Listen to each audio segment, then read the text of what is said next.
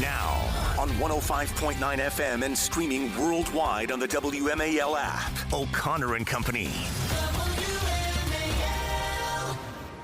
Good Friday morning here. It's 8:06. It's O'Connor and Company, and we are full steam ahead here to get you plugged in and up to speed on everything you need to know to start your day the right way and launch you into the weekend, for that matter. A hot one at that.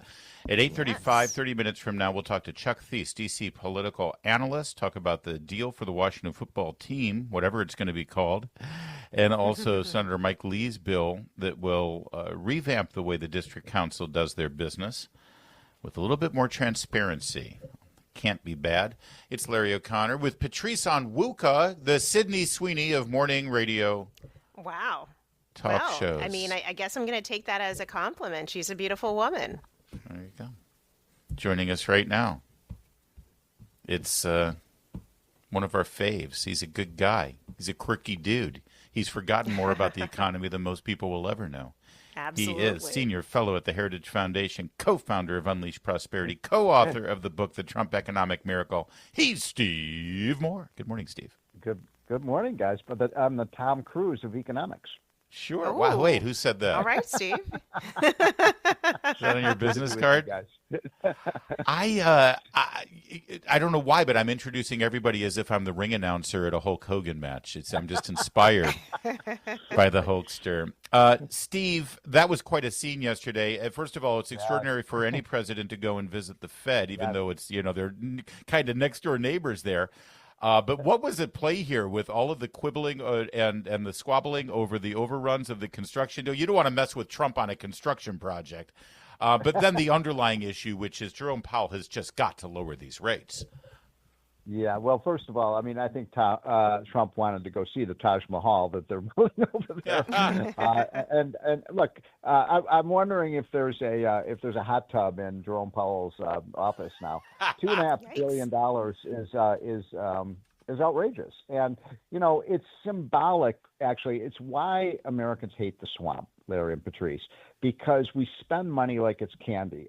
This project should have cost few $1 million, not a few $1 billion. There's plenty of office space in Washington D.C. by the way these days.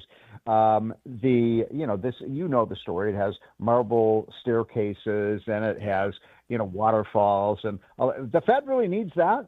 And so this is outrageous.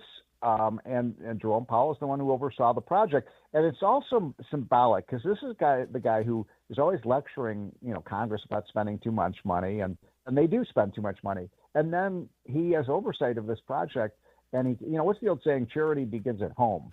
And if you can't control your expenditures at the Fed, you probably shouldn't be wagging your finger at Trump and saying you're spending too much money. And look, one other thing is,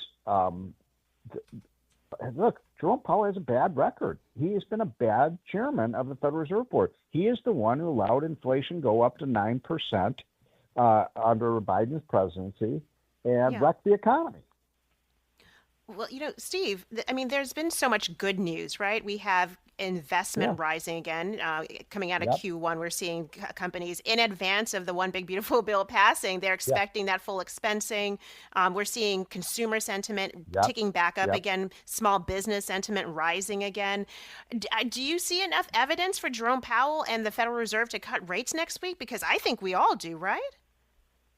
Well, I mean, that's a good question about whether the Fed should be lowering. But incidentally, I don't know if you guys have seen this story. It's just broken in the last couple hours about have you seen the DNC ad?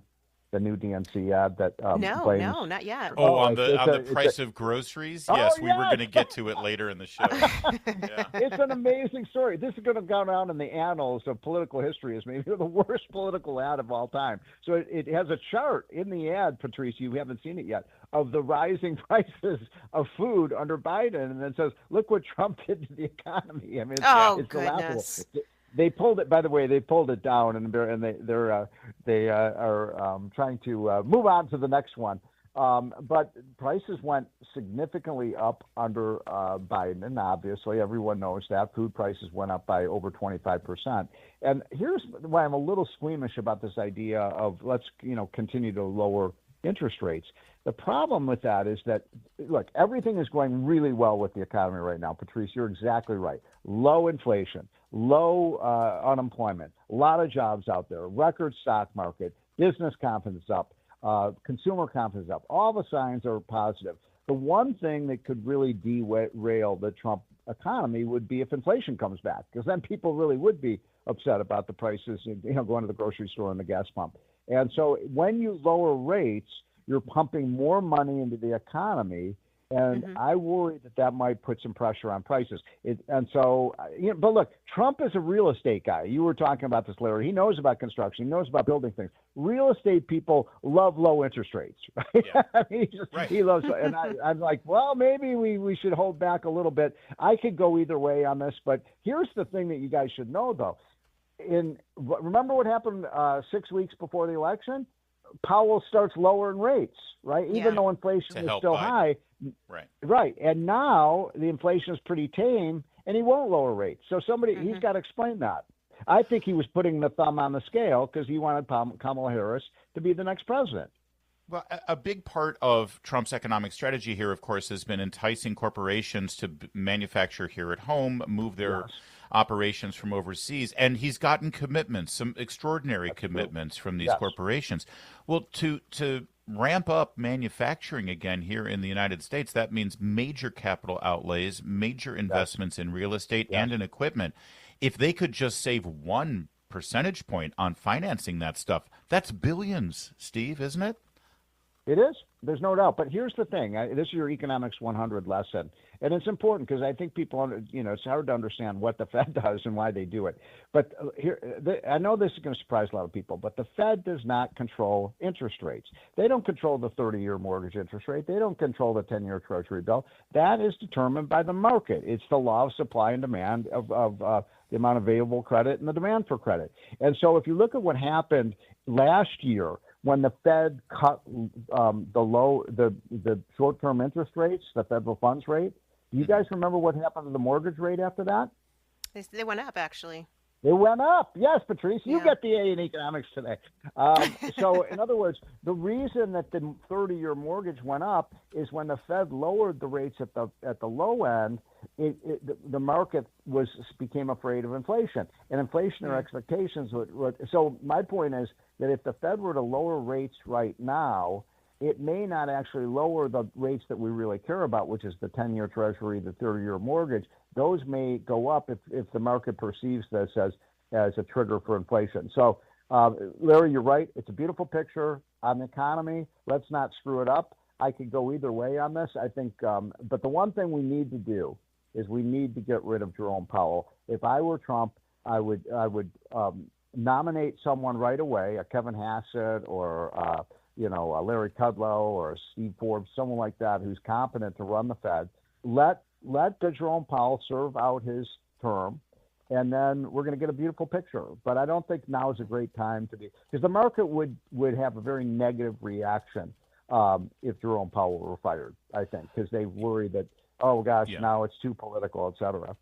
And you don't want Mr. Bessent leaving his position at any time, because his name has been wow, what floated. a star he has been. I mean, he has really been, and I've been friends with Scott for 5 or 6 years, and he's the star in Washington today, no question about it. So don't touch him. Leave him right there at Treasury. Don't mess with a good you don't thing. choose quarterbacks when you have one.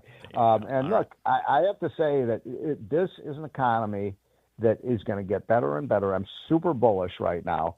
And once we get Jerome Powell out of there, it's going to be even better. All right. So saith the sage, Steve Moore, over at But Heritage I'm Foundation. surprised, by the way, that Patrice knows more about economics than you do, Larry. Come on. I've been trying to teach you this stuff. First for of all, you years. shouldn't be surprised about that at all. And secondly, I like to defer. It's not always about me, Steve. All right. Well, we're taking you back to who am I Econ kidding? Of 101, course it my is. friend. Thanks, Steve Moore.